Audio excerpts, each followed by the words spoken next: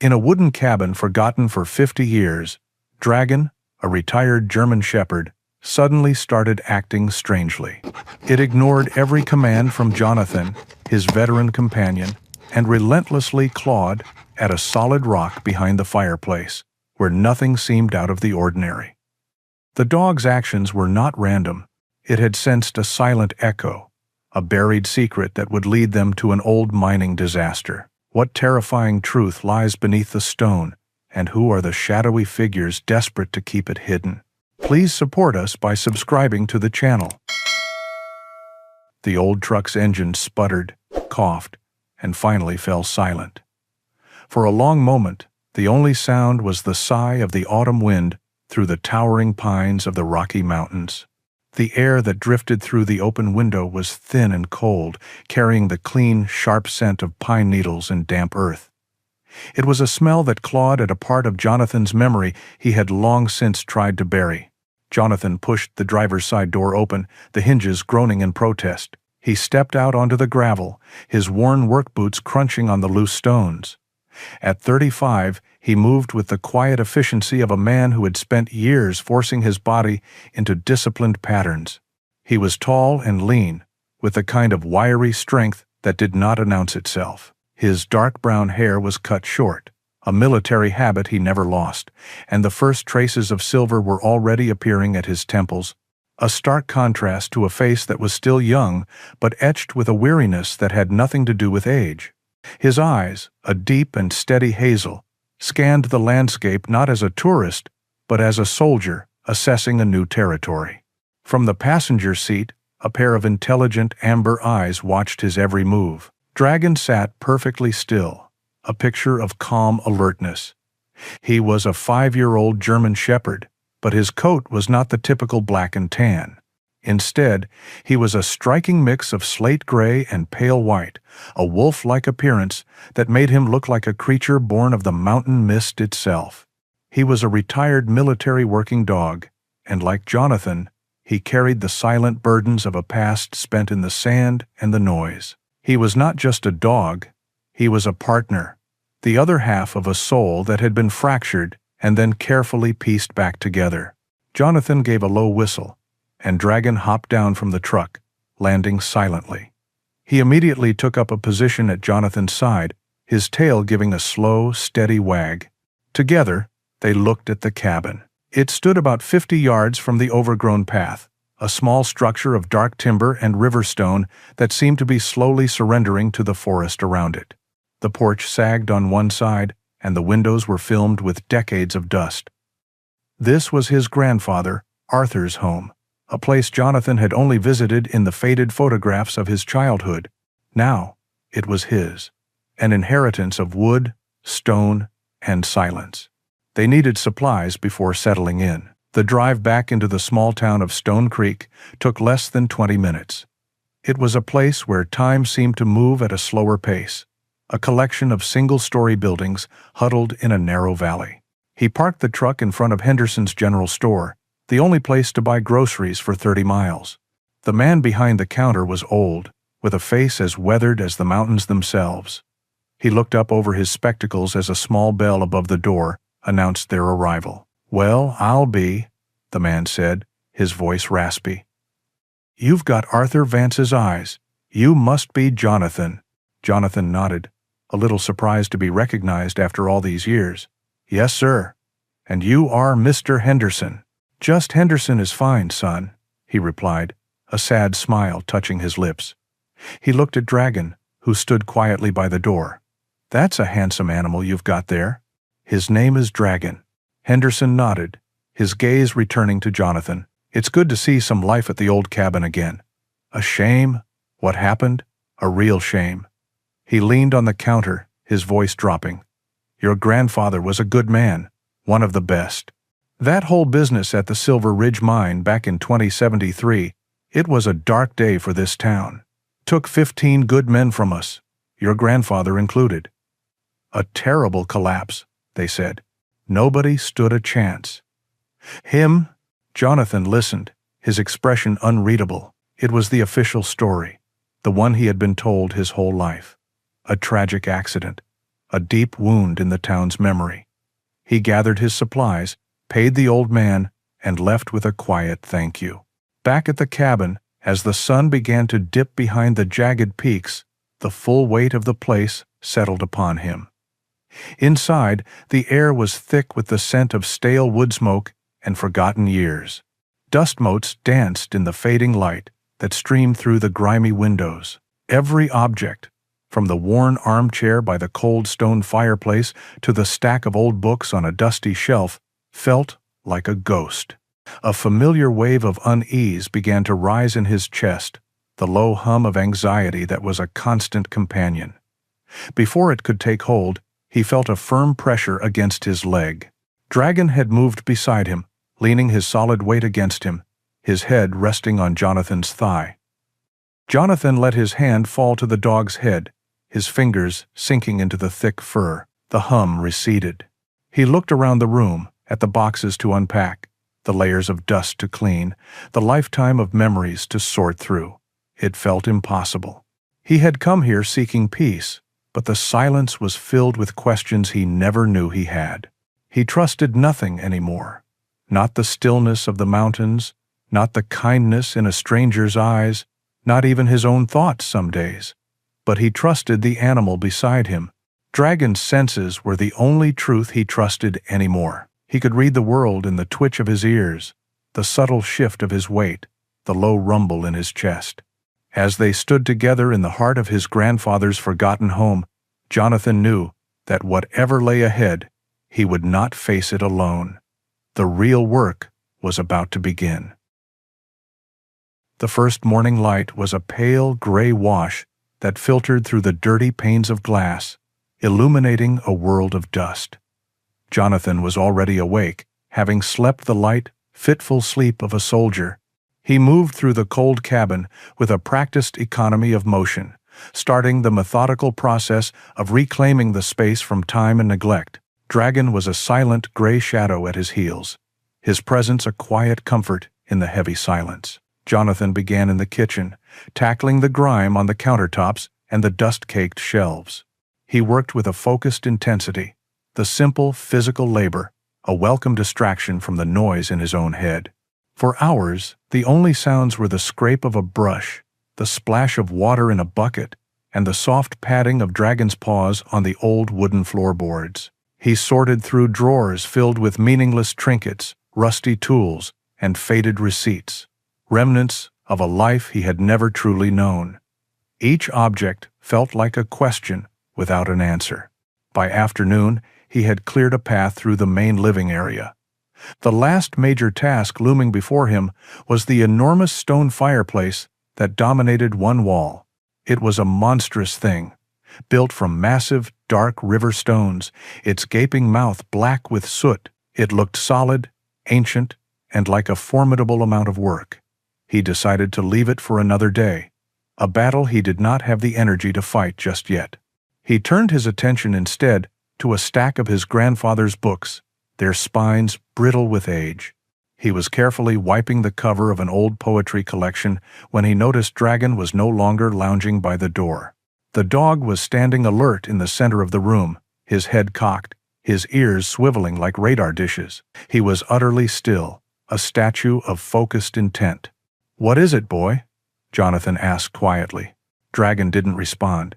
He took a few stiff steps toward the fireplace, his body low to the ground. He stopped at its base, his nose twitching, but he wasn't sniffing the air. He was listening. Jonathan fell silent, straining to hear what had captured his partner's attention, but there was nothing, only the whisper of the wind outside. Dragon whined, a low, anxious sound deep in his chest. He nudged a large, slightly discolored stone near the hearth with his nose. Then he lifted a paw and scratched at it, the click of his claws against the stone startlingly loud in the quiet room. "Hey, leave it," Jonathan said, his voice soft but firm.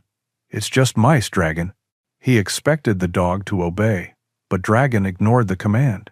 He scratched at the stone again, more insistently this time, then looked back at Jonathan, his amber eyes wide and urgent. He let out a single, muffled bark that was less a sound and more a vibration. Jonathan put the book down. He knew that bark. It wasn't a cry for play or a warning of a visitor. It was an alert. In their shared past, that specific sound had meant the difference between a safe path and a hidden danger. His trust in Dragon's instincts was absolute, forged in moments where a wrong step meant the end. If Dragon said something was wrong with this stone, then something was wrong. He crossed the room and knelt beside his companion. He ran his hand over the stone Dragon had indicated. It was cool and solid, but as he pressed on the edge, he felt a tiny, almost imperceptible shift. It was loose. Grabbing a heavy iron poker from the fireplace tools, he wedged the tip into the seam and pried. With a low groan and a shower of dry mortar, the heavy stone scraped outward, revealing a dark, rectangular cavity behind it. A wave of musty, stale air, trapped for an uncounted number of years, washed over them. And inside, sitting in the darkness, was a metal box. Jonathan's breath caught in his throat. He reached into the dark space, his fingers closing around the cold, rusted metal. It was an old military surplus ammo can, heavy and solid. He lifted it out and carried it to the small kitchen table he had just cleaned, Dragon following so closely his nose bumped against Jonathan's leg. The clasps were rusted shut. He had to use the poker again to force them open, the screech of protesting metal echoing through the cabin. With a final, sharp crack, the lid popped open. The contents were few, but their weight was immense. The first thing he saw was a small, leather-bound journal. He lifted it carefully, the leather so dry it felt like it might crumble in his hands. He opened it to a random page. The handwriting, a strong, neat cursive, was undeniably his grandfather's, Emmanuel. Beneath the journal lay two other objects. One was a single brass shell casing, its surface tarnished with a faint green patina of age. Jonathan picked it up, his soldier's instincts taking over. He rolled it between his thumb and forefinger. It was a 7.62mm round, standard military issue. It was the kind of thing he was intimately familiar with, and the last thing he ever expected to find in his grandfather's possessions. The final items were a few small, heavy rocks wrapped in an old piece of cloth. He unwrapped them carefully. They were not silver ore. He had seen enough pictures of that to know. These rocks were dark and dense, with a strange, dull luster. Faint, metallic veins ran through them, catching the light in a way that seemed alien and unnatural. He did not know what they were, but a cold certainty settled in his stomach. They were the reason for the journal, and the reason for the bullet. He sat there at the table, the three pieces of a puzzle he never knew existed laid out before him. The journal, the bullet, the stones. Outside, the wind howled a lonely song around the eaves of the cabin. The official story, the one told by Henderson, the one his family had repeated for 50 years, began to feel thin and fragile, like a lie worn smooth by time. The cabin was no longer silent. It was filled with the rustle of turning pages, a sound as dry and fragile as autumn leaves.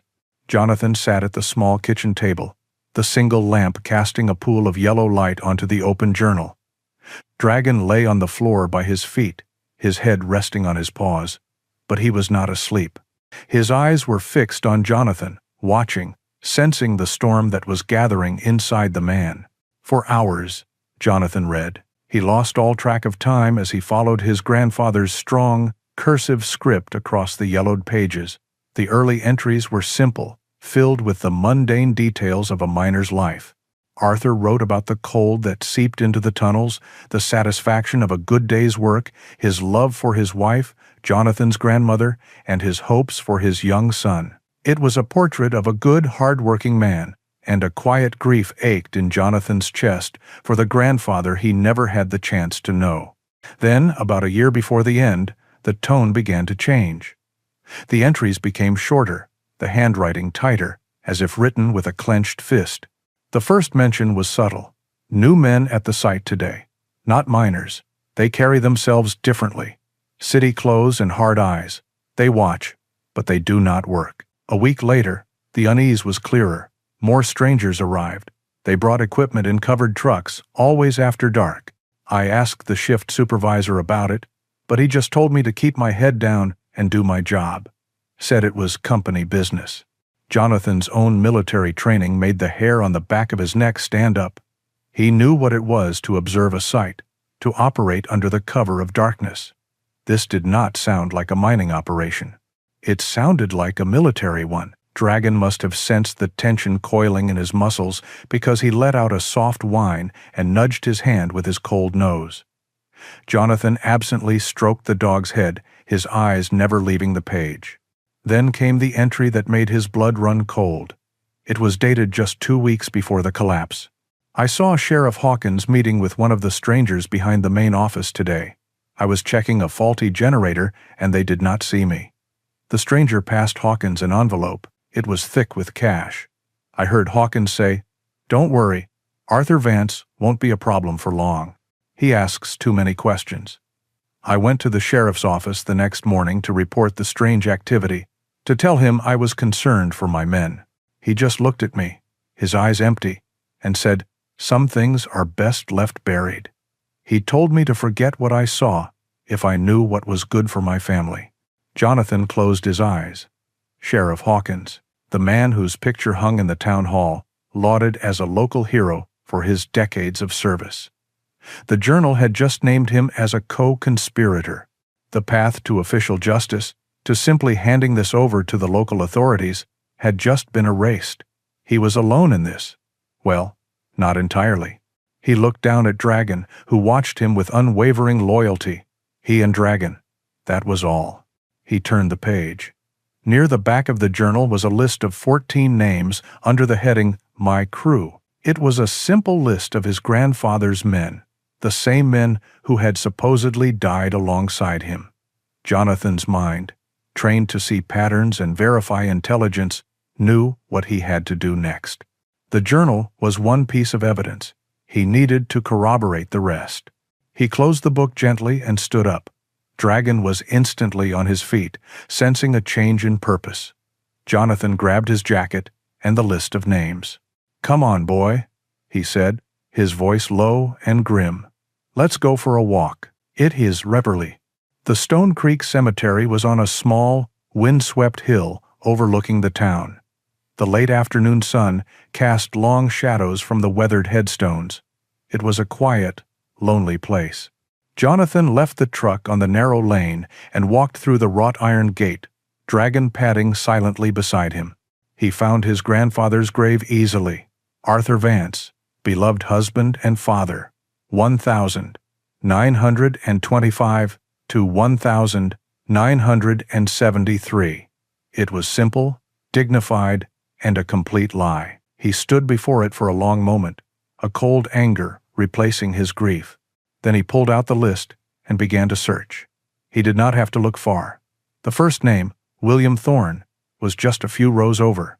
The stone was old, moss creeping over the inscription, but the date was clear.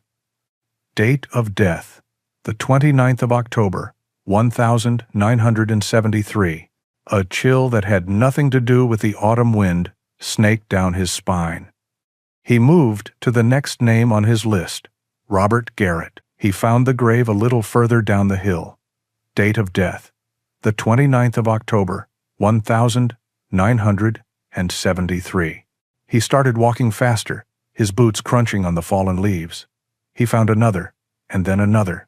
Michael Caldwell, Samuel Jones, Benjamin Peters. The names on his grandfather's list appeared one by one, carved into the cold, hard granite, and each one shared the exact same, final, terrible date. 14 graves, 14 men, all dead on October 29, 1973. Combined with his grandfather, that made 15. An entire shift of men wiped out on a single day. A mining collapse was a chaotic, brutal event. But this, the neat, orderly rows of headstones with their identical dates, felt like something else. It felt like an accounting. It was the cold, efficient math of a planned execution. He stood there as the sun dipped low, the sky turning a bruised purple. The official story was a comfortable blanket the town had wrapped itself in for 50 years. But his grandfather's journal had just pulled that blanket away, exposing the ugly, murderous truth that lay beneath. This was no longer just about cleaning out a cabin. It was about uncovering a massacre. The days that followed the discovery in the cemetery bled into one another, marked by a growing sense of frustration. Jonathan felt trapped. He had a 50-year-old journal, a bullet casing, and a collection of strange rocks. He had the grim certainty of a coordinated massacre, but he had no living voice, no one to confirm the words of a dead man. The truth was a ghost, and he had no way to make it solid. He paced the small cabin like a caged animal, rereading the journal until the ink seemed to blur, searching for a clue he might have missed.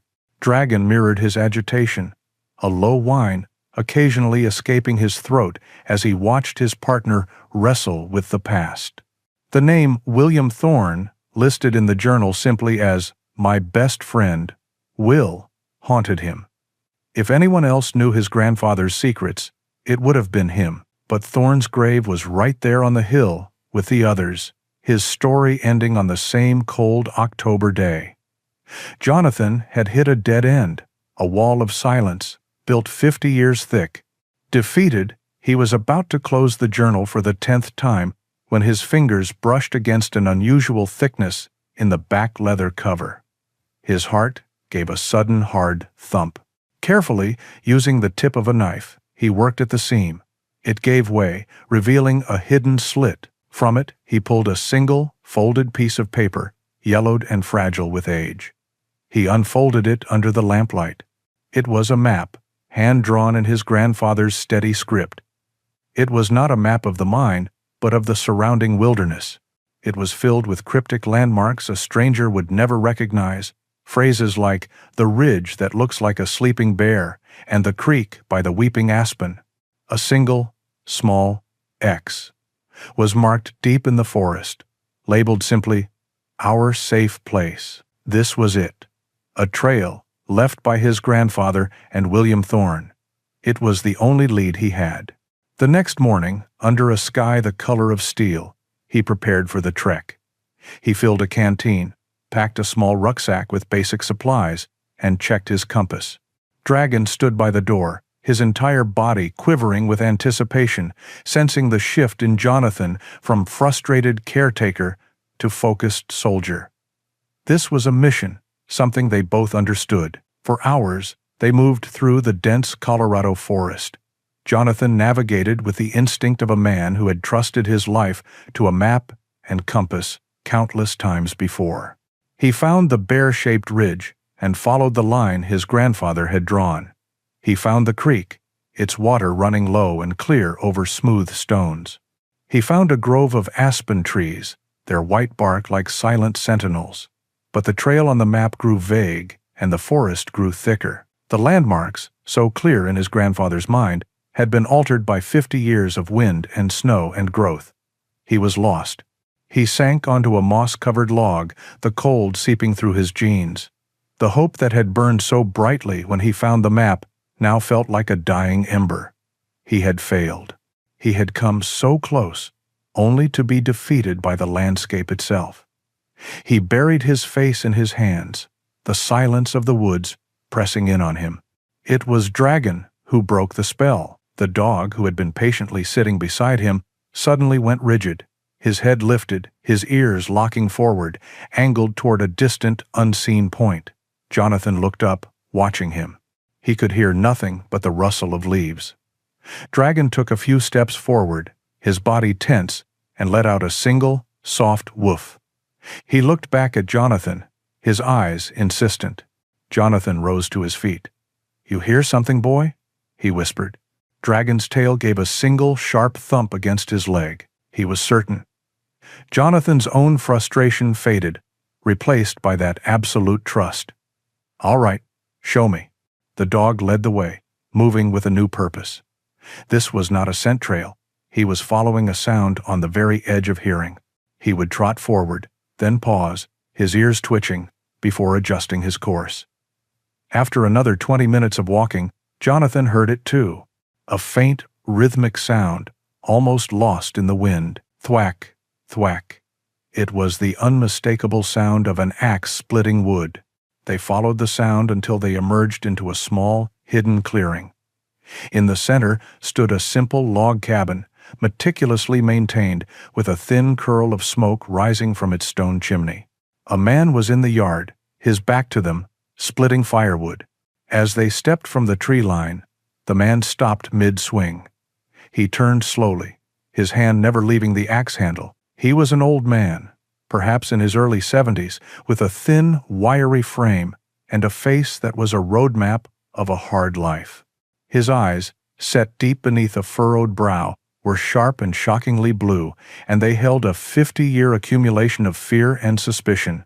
"This is private property," the man said, his voice a low growl. Jonathan stopped, keeping his hands away from his sides, where the man could see them. Dragon stood beside him, perfectly still, not growling, but radiating a calm, protective energy. "My name is Jonathan Vance," Jonathan said, his voice steady.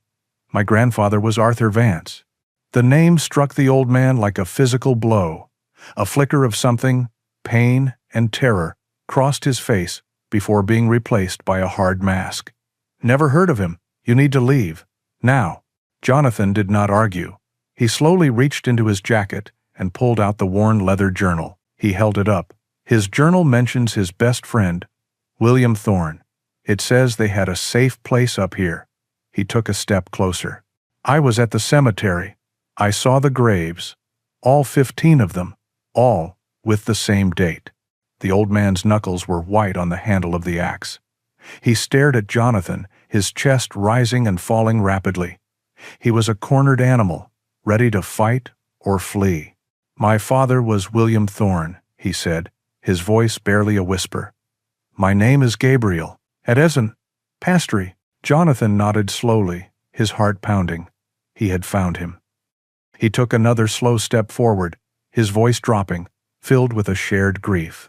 "Gabriel, I just want to know what happened. They lied to us. For 50 years, they lied." Gabriel Thorne looked at Jonathan, at the honest pain in his eyes. He looked at the powerful, calm, dog standing guard. And for the first time in 5 decades, the wall of fear he had built around himself began to crumble. He let the axe fall to his side with a heavy thud. He looked tired, old, and defeated.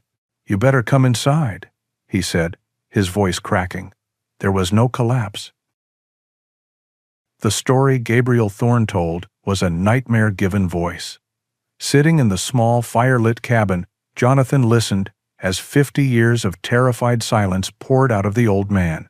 Gabriel had been just a boy then, hidden in the woods, waiting for his father's shift to end. He did not see the collapse Henderson had described. He saw unmarked trucks arriving.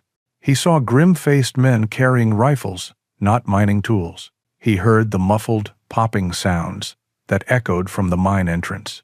Sounds that his young mind did not understand, but his soul knew were terrible. He witnessed the concrete trucks arriving later that night, working under harsh floodlights to seal the mine, entombing 15 men under a permanent shroud of rock and lies. Gabriel's family, like the others, had been visited. Men in suits offered them a shocking amount of money. It was not compensation, it was a payment for silence. They were told to take the money, leave Stone Creek, and never speak of what happened. Most families, terrified and broken, had agreed. The Thornes had stayed, but they lived as ghosts, pretending to believe the official story, their fear a constant, suffocating presence. When Jonathan finally left the cabin, the sun was low, and the forest was steeped in long, cold shadows. He walked back to his truck with Gabriel's whispered warning echoing in his ears. They never stopped watching, they never will. Every snap of a twig, every rustle of leaves in the wind, felt like a footstep behind him. He was halfway back to his own cabin when he saw it. In his rearview mirror, a black SUV materialized, its windows so heavily tinted they looked like polished obsidian. It had no license plates. It followed him at a precise, unnerving distance, never getting too close, never falling too far behind. It was professional surveillance. Jonathan's hands tightened on the steering wheel, his knuckles turning white. Gabriel was right. The phantoms of the past were back. For the next 2 days, the SUV was a constant, silent tormentor. It was there in the morning, parked on the road, just out of sight of his cabin, but close enough for him to know. It followed him on his trip to Henderson's store. When he parked, it parked 2 rows away. It was a psychological war, a cold and constant reminder that he was no longer the hunter in this story. He was the prey. Dragon felt it too. The dog was a coiled spring of tension. A low growl was a permanent fixture in his chest whenever the black vehicle was near. His usual calm demeanor was gone, replaced by a restless, protective energy. He would sit at the window of the cabin, staring out at the road, his ears erect, a silent guardian against the encroaching darkness. On the 3rd day, Jonathan decided he needed to move. He had to warn Gabriel that the surveillance had become overt. He chose to take a lesser-known route, a winding mountain pass that was little more than a dirt track, hoping to shake the tail. He had not seen the SUV all morning, a fact that worried him more than its presence had. An enemy you could see was predictable. An enemy you could not see was setting a trap. He drove carefully, the old truck's tires kicking up gravel on the narrow road. The pass was treacherous, with a steep drop on one side and a sheer rock face on the other. He rounded a sharp, blind curve, his eyes focused on the road ahead. Suddenly, the cabin of the truck erupted in a frenzy of violent noise. Dragon, who had been sitting calmly in the passenger seat, launched himself toward the dashboard, barking with a frantic, desperate intensity Jonathan had never heard before. It was not a warning, it was a scream. He clawed at the dashboard, his body slamming against the windshield, a blur of gray and white fur and pure panic. Jonathan's training took over. He did not question it. He did not try to calm the dog. He slammed his foot on the brake with all his force.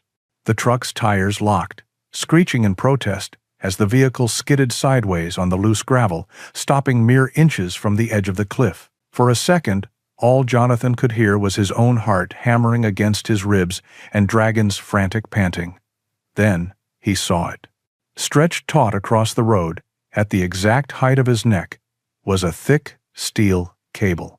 It glinted wickedly in the afternoon sun, anchored to a massive pine tree on one side and bolted directly into the rock face on the other. It was a clean, simple, and utterly lethal trap, an accident that would leave no questions. As he stared at the instrument of his intended death, he heard the quiet crunch of tires behind him. The black SUV had pulled up, blocking the road. The driver's door opened, and a man stepped out. He was not what Jonathan expected. He was in his late 40s, with a neat, unassuming appearance. He wore a dark, expensive jacket over a simple gray shirt. His hair was perfectly combed, and his face was bland, almost forgettable except for his eyes. They were the color of faded sea ice, and they held no warmth, no anger, no emotion at all. They were the eyes of a man who calculated risk and erased problems. The man walked slowly toward the truck, his hands in his pockets. He stopped a few feet away, his gaze taking in the steel cable, the skid marks, and Jonathan behind the wheel. A thin, bloodless smile touched his lips. "Mr. Vance," he said, his voice calm and level, as if they were discussing the weather. "My name is Hanson. It seems you've been asking questions about old company history." Jonathan said nothing, his hand resting near the door handle. Hanson gestured casually toward the cable. "You should be more careful up here. The roads can be dangerous. It would be a tragedy if something were to happen to Arthur Vance's grandson so soon after his return." The threat was delivered with the polite detachment of a corporate memo. "What do you want?" Jonathan asked, his voice low. "I want you to understand," Hanson said, his smile never wavering. "You are digging in a place you do not belong. The past is the property of GeoCorp now. We prefer our property to remain undisturbed." He took a step closer, his icy eyes locking with Jonathan's. "Go home, Mr. Vance. Pack your things, take your dog, and leave Stone Creek. Forget the journal. Forget you ever spoke to Gabriel Thorne. Consider this a friendly warning. And this." Hansen held his gaze for another long moment, then turned and walked back to his SUV as calmly as he had arrived. The vehicle reversed silently and disappeared back around the curve. Jonathan was left alone on the mountain pass, the engine of his truck ticking in the sudden silence. He was shaking, not with fear, but with a cold, focused rage. He looked at Dragon, who was now sitting quietly, his panting having subsided, his eyes fixed on his partner. Jonathan reached over and buried his hand in the thick fur of the dog's neck. "Good boy," he whispered, his voice hoarse. "Good boy."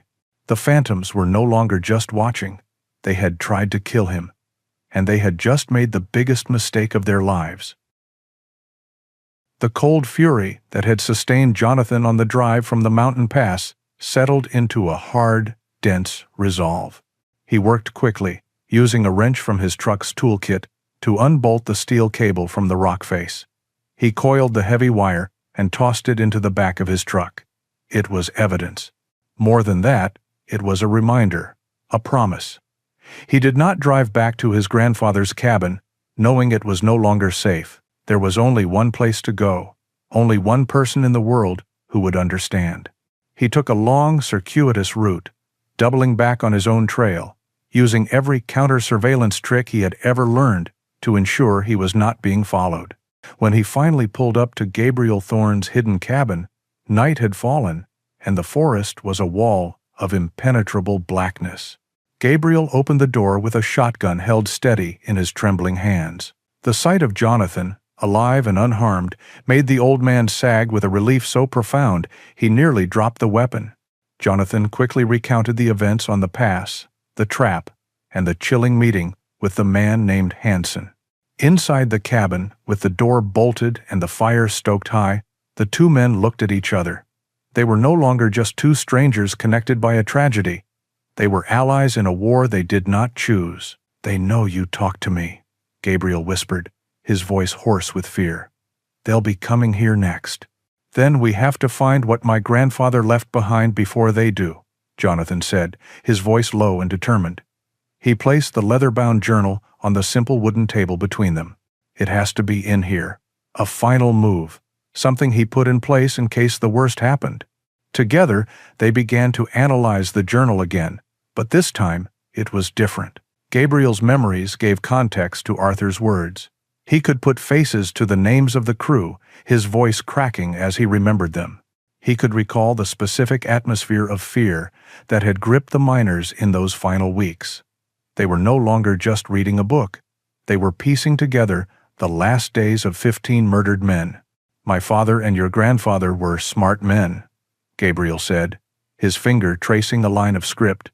Arthur was always thinking 3 steps ahead. If he was going to hide something, it would be clever. Jonathan's military mind took over. He thought about contingency plans, about dead drops and fail-safe protocols. His grandfather, knowing he was being watched by a corrupt sheriff and powerful strangers, would have done the same. He began to scan the last few entries not for their meaning, but for anomalies, for anything out of place. He found it in the final entry, written the night before the massacre. It was mostly about his fears for his family, but scattered throughout the text were single words, each with a faint dot of ink underneath, almost invisible, unless you were looking for it. "Gabriel, look," Jonathan said, his voice tight with excitement. He pointed to the first word. A few sentences later, legacy, then justice. His finger moved faster across the page. First, national.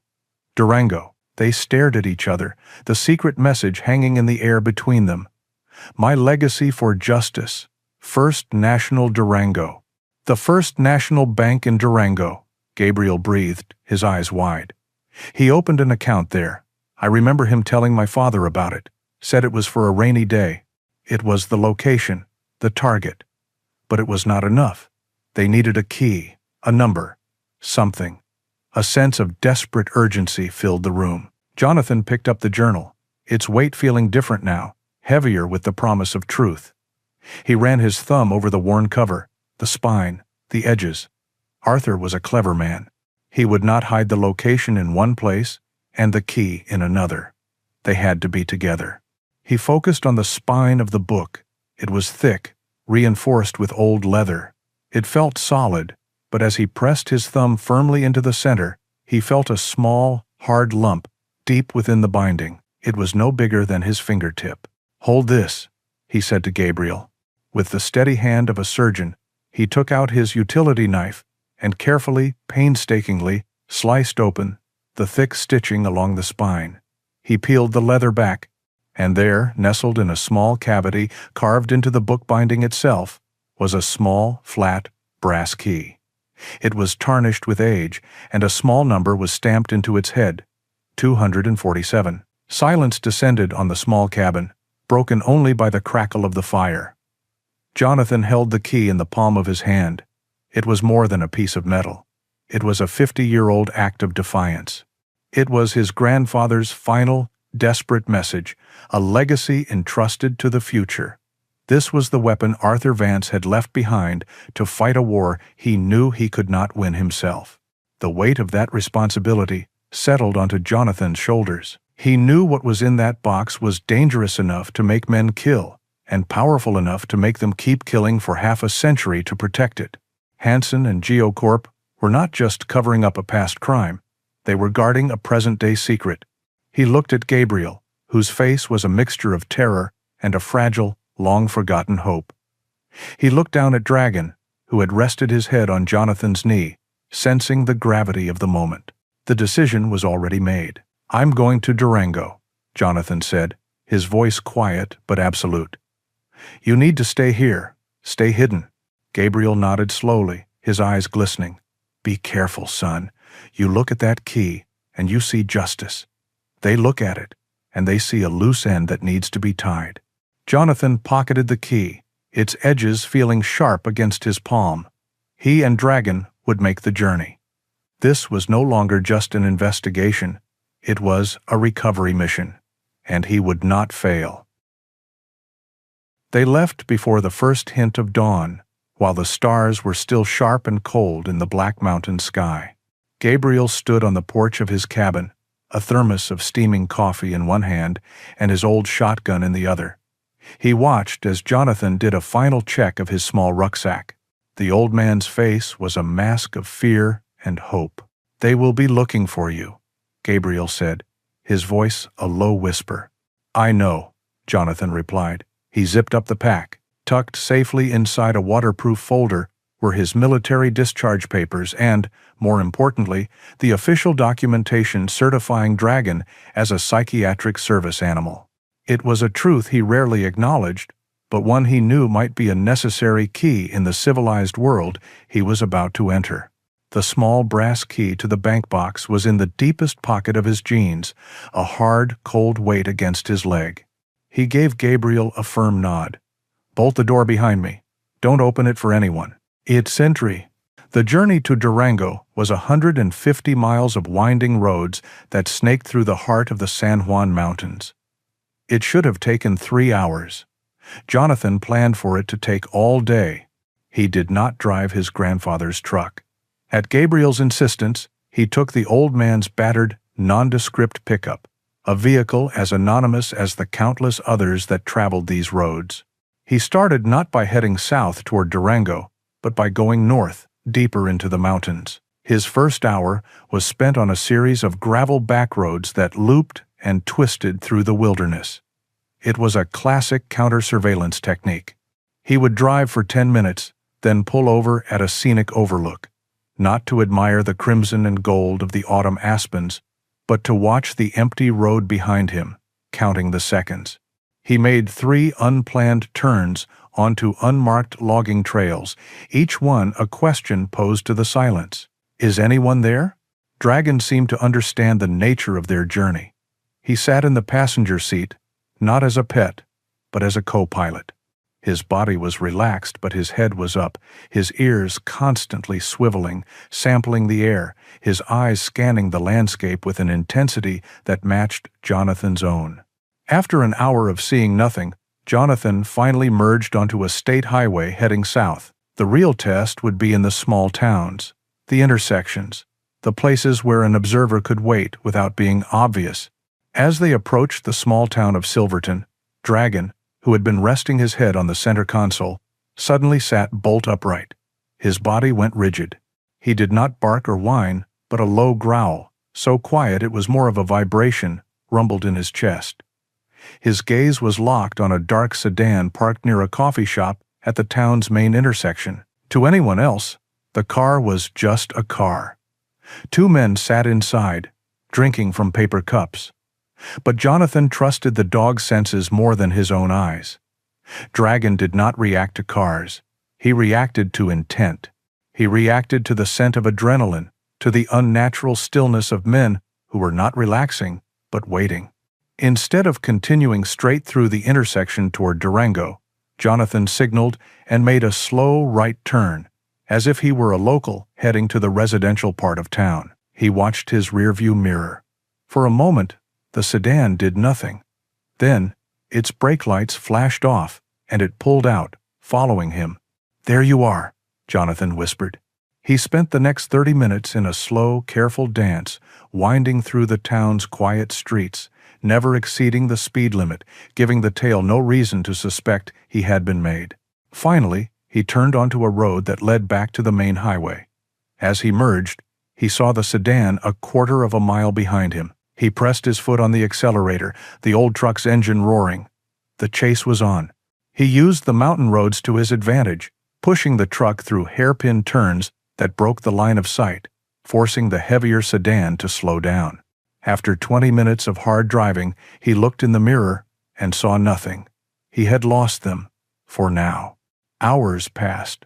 The landscape flattened out into high desert plains. The sun was high and bright. They had been on the main highway for some time, and a tense quiet had settled in the cab. Jonathan felt the exhaustion, the constant strain of hypervigilance begin to wear him down. He saw a sign for a rest stop ahead and considered stopping for gas and to stretch his legs. He was about to signal for the exit when Dragon acted again. This time, there was no growl. The dog simply nudged Jonathan's arm with his wet nose, a firm and deliberate push. Jonathan looked at his partner. Dragon was staring intently at the rest stop. Jonathan followed his gaze. He saw a man in a work jacket standing near a vending machine, not buying anything, just watching the highway traffic. It could have been nothing. It probably was nothing, but it was not a risk he was willing to take. He kept his foot on the accelerator and drove straight past the exit. The man at the rest stop did not move, but Jonathan felt his gaze follow them until they were out of sight. They had people stationed ahead of them. They had anticipated his route. He reached over and scratched Dragon behind the ears, a deep sense of gratitude washing over him. He was the mind and the muscle of this operation, but Dragon was its heart and its senses. The dog saw the things he could not, sensed the dangers that hid in plain sight. As dusk began to settle, casting the distant mesas in shades of purple and orange, they saw the first lights of Durango twinkling in the valley below. They had made it. The stormy passage was over. But, as he drove toward the city, a new kind of tension took hold. The wilderness was behind them. Now, they had to walk into the belly of the beast. The morning sun in Durango was bright and indifferent, glinting off the glass of storefronts and the chrome of passing cars. To the people on the street, it was just another Tuesday. For Jonathan, it felt like the final moments before a battle. He had spent the night in a cheap motel, going over his plan, his grandfather's journal open on the bedside table. He approached the First National Bank, a formidable building of granite and glass, at precisely 10 o'clock HEO. Dragon walked calmly at his heel, wearing the simple, official vest that identified him as a service animal. The dog's presence was a steadying force, a silent anchor in the swirling chaos of Jonathan's thoughts. He pushed through the heavy glass doors, the cool, quiet air of the bank, a stark contrast to the pounding of his own heart. A young woman at a polished marble counter looked up, her professional smile faltering slightly at the sight of a large German shepherd. "Can I help you, sir?" she asked, her eyes darting nervously toward Dragon. "I'm here to access a safety deposit box," Jonathan said, his voice even. He placed the small brass key on the counter. "Box 247. The name is Arthur Vance." He slid the folder with his and Dragon's documentation forward. "He is my registered service animal." The woman glanced at the papers, her training overriding her apprehension. She made a quick phone call. A moment later, a thin, nervous-looking man in a tailored suit approached. He was the bank manager, a Mr. Peterson, and he led Jonathan through a set of secure doors toward the vault. The vault door was a magnificent piece of engineering, a circular wall of polished steel. With a series of clicks and whirs, Mr. Peterson opened it, revealing the chamber within. It was cold and sterile, lined with hundreds of identical numbered steel doors. The air was still and smelled faintly of metal and paper. Mr. Peterson used his key, then gestured for Jonathan to use his. With a final satisfying click, the lock on box 247 disengaged. The manager slid out a long, heavy metal box and carried it to a small, private viewing room off to the side, then quietly closed the door, leaving Jonathan alone with his grandfather's legacy. His hands were steady as he lifted the lid. 50 years of secrets lay inside. He saw his grandfather's methodical mind at work. There were photographs of the strange equipment, detailed notes that expanded on the journal entries, and several more of the strange, dark ore samples. But two documents immediately seized his attention. The first was an official-looking report from a geological contractor. It was filled with technical data, but he found the summary page. It confirmed the presence of dysprosium, terbium, and neodymium, rare earth elements, critical for advanced military and technology applications. The estimated value was a number with so many zeros, it seemed unreal. This was the motive. The second document made him feel physically ill. It was a typed memo on what looked like government letterhead, marked with a faint, faded, classified stamp. The subject line read, "Project Silver Ridge Containment Protocol." The language was cold and bureaucratic. It authorized a private security contractor, under federal oversight, to neutralize all civilian assets with knowledge of the operation and to secure all physical evidence. It was a direct, signed order to commit mass murder. This was the weapon. He knew he had very little time. He pulled out his phone, his movements quick and precise. He laid the execution order flat, the harsh fluorescent light of the room bleaching all color from the page. Click. He photographed the geological report summary. Click. He took pictures of the most damning pages of his grandfather's notes. Click. Click. He had just finished photographing the last page when the door to the viewing room opened. It was not Mr. Peterson. It was Hansen. He stood there, flanked by two large men who blocked the exit. Hansen's bland corporate smile was gone. His face was a mask of cold fury, his icy eyes fixed on the phone in Jonathan's hand. "The box and the phone, Mr. Vance," Hansen said, his voice dangerously soft. "The game is over." Jonathan slowly stood up, placing his body between them and the evidence. He could feel the low, deep rumble starting in Dragon's chest beside him. He knew he could not fight his way out. There was only one option left, the contingency plan. He looked down at Dragon. His hand dropped to his side, and he gave a quick, almost invisible signal, a gesture they had practiced 1,000 times in the dust and heat of a training field far away. "Stand by. On my mark." "It's too late, Hansen," Jonathan said, his voice steady. "The truth doesn't stay buried forever." "Truth is a matter of who is left to tell the story," Hansen replied, taking a step forward. "And you are not going to be telling this one, by King." As Hansen's man reached for him, Jonathan gave the second signal, "Execute." Dragon exploded. He did not lunge to attack. He launched himself into the center of the small room, a terrifying blur of gray and white fury. He erupted in a deafening volley of barks, a sound so loud and ferocious in the confined space that the men instinctively flinched back, their hands raising to protect their faces. It was only a second of chaos, but a second was all Jonathan needed. His thumbs flew across the screen of his phone. He found the email he had drafted last night. He attached the photos, his mind a blur of focused action. He selected the recipient, Sheriff Miller, the county sheriff in a neighboring jurisdiction, a man whose record he had researched, a man he was betting his life was honest. He hit send. At the exact same moment, his other hand slammed down on the red rectangular fire alarm pull station on the wall. The effect was instantaneous and overwhelming. A piercing, deafening alarm bell began to clang, echoing off the steel and concrete of the vault. A strobe light flashed, bathing the room in frantic pulses of red. A second later, with a hiss, the fire suppression sprinklers in the ceiling burst to life. Icy water rained down, drenching everything and everyone in a sudden, violent downpour. Hansen screamed something, but his voice was lost in the cacophony of the alarm. His men, disoriented by the noise, the flashing lights, the water, and the still barking German shepherd, were in total disarray. Their perfect, silent trap had just become a loud, wet, chaotic hell. Jonathan stood against the far wall, the cold water plastering his hair to his face. The phone, its mission complete, was now just a piece of plastic in his hand.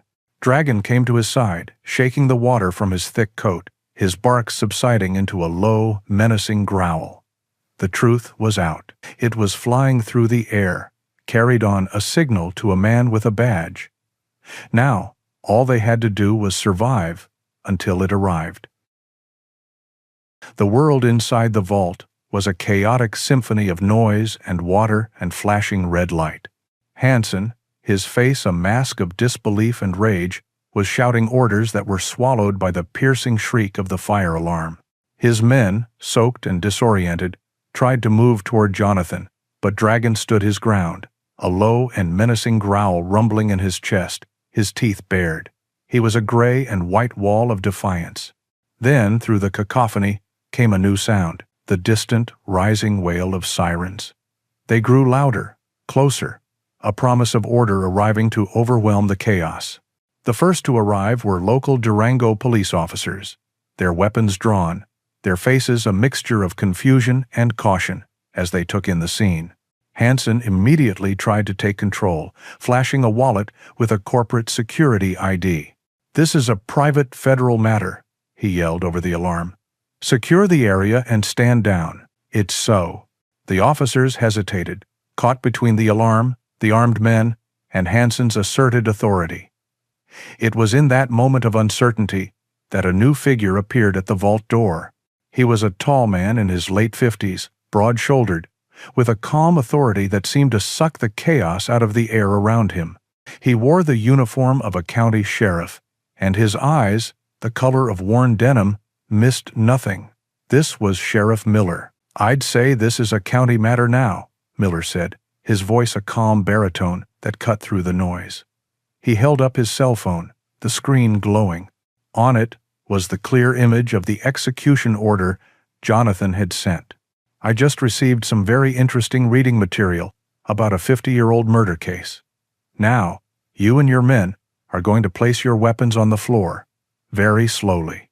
Hansen stared at the phone, then at Jonathan. The color drained from his face. He had been outmaneuvered. The digital ghost of Arthur Vance's evidence had flown from this vault and found its mark. With a final look of pure hatred, Hansen slowly unholstered his weapon and placed it on the wet floor. His men followed his lead. The immediate danger was over. As officers swarmed in to secure Hansen's team, Sheriff Miller walked over to Jonathan. He looked at the drenched ex-soldier and the calm, watchful dog at his side. "You're Jonathan Vance?" Miller asked. Jonathan nodded. A wave of exhaustion so profound it was a physical force washing over him. "Yes, Sheriff. My office got your email about 2 minutes ago," Miller said, right as the alarm call came in. "You've had a busy morning." He gestured to the open safety deposit box. "The original evidence is still in there, I assume." "It is," Jonathan confirmed. The bank was officially sealed as a crime scene minutes later. The eruption was swift and spectacular. The arrest of 3 armed corporate security agents from a global company like GeoCorp in a bank vault was a story that spread like wildfire. By that afternoon, the quiet mountain town of Stone Creek was under siege. News vans with large satellite dishes lined the main street. Reporters with microphones and cameras swarmed Henderson's general store, trying to get a comment from anyone who had known Arthur Vance. The trail leading to the sealed Silver Ridge mine became a pilgrimage site for journalists. The 50-year-old tragedy suddenly transformed into a modern-day conspiracy. The scale of the case, with its implications of corporate murder and potential government complicity, was far too large for a county sheriff. By the next morning, the FBI had taken over. 2 agents, a man and a woman in dark, serious suits, met with Jonathan and Sheriff Miller in a secure room at the Durango courthouse. They listened intently as Jonathan recounted the entire story, from the moment Dragon had alerted him, to the loose stone in the fireplace, to the horrifying contents of his grandfather's safety deposit box. When he was finished, the lead agent, a man with graying hair and a somber expression, looked at him. "Mr. Vance, what you and your grandfather have uncovered is significant. GeoCorp is one of the largest defense and technology contractors in the world. The people who ordered this 50 years ago and the people who are trying to cover it up now have immense power. You and Mr. Thorne are in extreme danger." And just like that, Jonathan's life was no longer his own. He and Gabriel, who had been quietly extracted from his cabin by a team of agents, were officially placed into the Witness Protection Program. The last thing he did as a free man was hand over the physical evidence. He gave the agents his grandfather's journal, the strange ore samples, the brass shell casing, and the contents of the box. Each item felt like he was giving away a piece of his grandfather, a piece of himself. But he knew it was the only way. He was sitting in the back of an anonymous government sedan, Dragon's head resting peacefully on his lap, when he saw it. Through the tinted window, a news report was playing on a television in a storefront. It showed a live shot of the Silver Ridge mine entrance. A crawl at the bottom of the screen read, "FBI begins excavation at site of 1,973. Mine disaster amid murder allegations." He had done it. His grandfather's 50-year-old cry for justice was finally being answered. He looked out the window as the car sped down the highway, carrying him away from the mountains, away from his home, away from everything he knew. The life of peace he had come here to find was gone, replaced by an uncertain future in the hands of strangers. He looked down at Dragon, at the steady, rhythmic rise and fall of his chest, and felt a profound sense of calm settle over him. Whatever came next, they would face it the same way they had faced everything else, together. 6 months later, Jonathan sat in the quiet living room of a small, anonymous house hundreds of miles from Colorado. Dragon was asleep at his feet, his paws twitching as he chased phantom rabbits in his dreams. The television was on, the volume low, but Jonathan was not really watching, he was listening. The news anchor's voice was somber as she spoke over images of the Silver Ridge mine. The site was no longer a forgotten relic. It was a sprawling, active crime scene, the entrance a gaping wound in the mountainside, surrounded by tents and official vehicles. The anchor's words confirmed what Jonathan already knew from the FBI briefings. "After months of painstaking excavation," she reported, "forensic teams have now recovered the remains of all 15 miners lost in the 1973 incident. Early reports confirm that the victims were not killed in a tunnel collapse, but died from gunshot wounds, corroborating the evidence provided by key witness Jonathan Vance, the grandson of shift foreman Arthur Vance." The screen cut to a graphic with the GeoCorp logo, a slash of red across it. The scandal had been catastrophic. Congressional hearings had exposed a decades-long pattern of corruption and intimidation. Hansen and his team were facing a litany of federal charges, from conspiracy to murder. The name GeoCorp, once a symbol of power and innovation, was now a byword for corporate evil. In Washington today, the anchor continued, a bipartisan group of senators introduced new legislation aimed at preventing such a tragedy from ever happening again. The proposed law, titled the Vance-Thorne Mining Transparency Act, is named in honor of Arthur Vance and his best friend, William Thorne, representing all the victims of the Silver Ridge Massacre. Jonathan switched off the television. The room fell silent. He felt a profound sense of finality, a grim and heavy satisfaction.